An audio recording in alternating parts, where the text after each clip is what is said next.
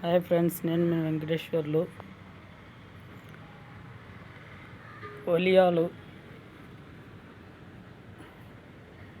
మేము సొంతంగా రెడీ చేసిన ఒలియాలు ఎలా ఉన్నాయో చెప్పండి ఫ్రెండ్స్.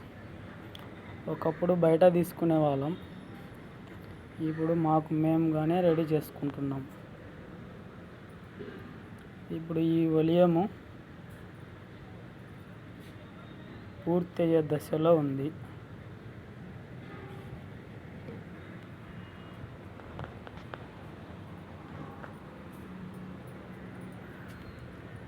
ఎడమ ఒలియం ఇది కూడా పూర్తయ్యే దశలో ఉంది.